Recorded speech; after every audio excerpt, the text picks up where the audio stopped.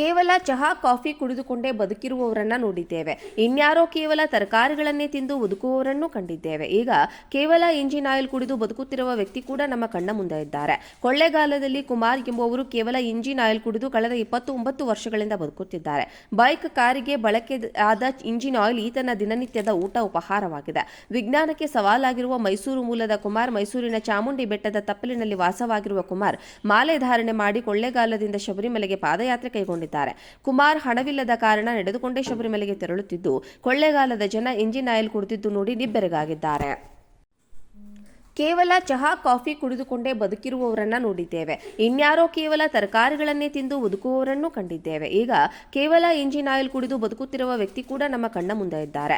ಕೊಳ್ಳೇಗಾಲದಲ್ಲಿ ಕುಮಾರ್ ಎಂಬುವವರು ಕೇವಲ engine oil ಕುಡಿದು ಕಳೆದ 29 ವರ್ಷಗಳಿಂದ ಬದುಕುತ್ತಿದ್ದಾರೆ. ಬೈಕ್, ಕಾರಿಗೆ ಬಳಕೆ ಆದ ಇಂಜಿನ್ ಆಯಿಲ್ ಈತನ ದಿನನಿತ್ಯದ ಊಟ ಉಪಹಾರವಾಗಿದೆ. ವಿಜ್ಞಾನಕ್ಕೆ ಸವಾಲಾಗಿರುವ ಮೈಸೂರು ಮೂಲದ ಕುಮಾರ್, ಮೈಸೂರಿನ ಚಾಮುಂಡಿ ಬೆಟ್ಟದ ತಪ್ಪಲಿನಲ್ಲಿ ವಾಸವಾಗಿರುವ ಕುಮಾರ್ ಮಾಲೆ ಧಾರಣೆ ಮಾಡಿ ಕೊಳ್ಳೇಗಾಲದಿಂದ ಶಬರಿಮಲೆಗೆ ಪಾದಯಾತ್ರೆ ಕೈಗೊಂಡಿದ್ದಾರೆ. ಕುಮಾರ್ ಹಣವಿಲ್ಲದ ಕಾರಣ ನಡೆದುಕೊಂಡೇ ಶಬರಿಮಲೆಗೆ ತೆರಳುತ್ತಿದ್ದು, ಕೊಳ್ಳೇಗಾಲದ ಜನ ಇಂಜಿನ್ ಆಯಿಲ್ ಕುಡಿದಿದ್ದು ನೋಡಿ ನಿಬ್ಬೆರಗಾಗಿದ್ದಾರೆ. ಕೇವಲ ಚಹಾ ಕಾಫಿ ಕುಡಿದುಕೊಂಡೇ ಬದುಕಿರುವವರನ್ನ ನೋಡಿದ್ದೇವೆ. ಇನ್ಯಾರೋ ಕೇವಲ ತರಕಾರಿಗಳನ್ನೇ ತಿಂದು ಬದುಕುವವರನ್ನು ಕಂಡಿದ್ದೇವೆ. ಈಗ ಕೇವಲ ಇಂಜಿನ್ ಆಯಿಲ್ ಕುಡಿದು ಬದುಕುತ್ತಿರುವ ವ್ಯಕ್ತಿ ಕೂಡ ನಮ್ಮ ಕಣ್ಣ ಮುಂದೆ ಇದ್ದಾರೆ. ಕೊಳ್ಳೇಗಾಲದಲ್ಲಿ ಕುಮಾರ್ ಎಂಬುವವರು ಕೇವಲ ಇಂಜಿನ್ ಆಯಿಲ್ ಕುಡಿದು ಕಳೆದ 29 ವರ್ಷಗಳಿಂದ ಬದುಕುತ್ತಿದ್ದಾರೆ. ಬೈಕ್, ಕಾರಿಗೆ ಬಳಕೆ ಆದ ಇಂಜಿನ್ ಆಯಿಲ್ ಈತನ ದಿನನಿತ್ಯದ ಊಟ ಉಪಹಾರವಾಗಿದೆ. ವಿಜ್ಞಾನಕ್ಕೆ ಸವಾಲಾಗಿರುವ ಮೈಸೂರು ಮೂಲದ ಕುಮಾರ್, ಮೈಸೂರಿನ ಚಾಮುಂಡಿ ಬೆಟ್ಟದ ತಪ್ಪಲಿನಲ್ಲಿ ವಾಸವಾಗಿರುವ ಕುಮಾರ್ ಮಾಲೆ ಧಾರಣೆ ಮಾಡಿ ಕೊಳ್ಳೇಗಾಲದಿಂದ ಶಬರಿಮಲೆಗೆ ಪಾದಯಾತ್ರೆ ಕೈಗೊಂಡಿದ್ದಾರೆ.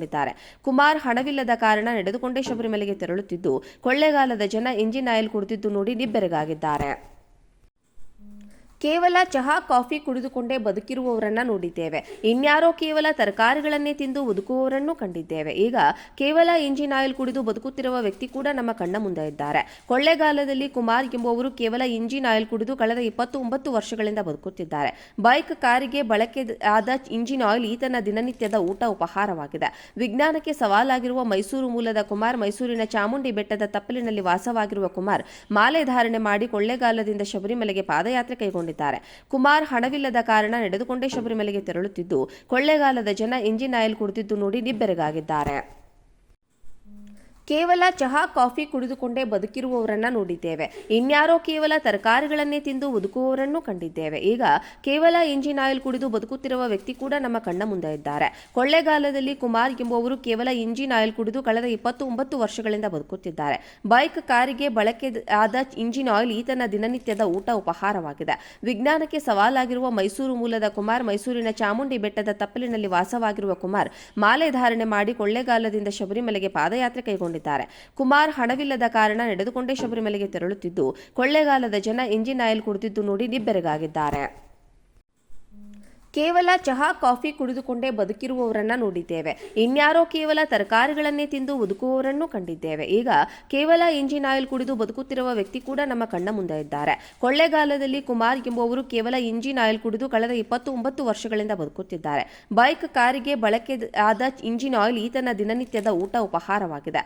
ವಿಜ್ಞಾನಕ್ಕೆ ಸವಾಲಾಗಿರುವ ಮೈಸೂರು ಮೂಲದ ಕುಮಾರ್, ಮೈಸೂರಿನ ಚಾಮುಂಡಿ ಬೆಟ್ಟದ ತಪ್ಪಲಿನಲ್ಲಿ ವಾಸವಾಗಿರುವ ಕುಮಾರ್ ಮಾಲೆ ಧಾರಣೆ ಮಾಡಿ ಕೊಳ್ಳೇಗಾಲದಿಂದ ಶಬರಿಮಲೆಗೆ ಪಾದಯಾತ್ರೆ ಕೈಗೊಂಡಿದ್ದಾರೆ. ಕುಮಾರ್ ಹಣವಿಲ್ಲದ ಕಾರಣ ನಡೆದುಕೊಂಡೇ ಶಬರಿಮಲೆಗೆ ತೆರಳುತ್ತಿದ್ದು, ಕೊಳ್ಳೇಗಾಲದ ಜನ ಇಂಜಿನ್ ಆಯಿಲ್ ಕುಡಿದಿದ್ದು ನೋಡಿ ನಿಬ್ಬೆರಗಾಗಿದ್ದಾರೆ.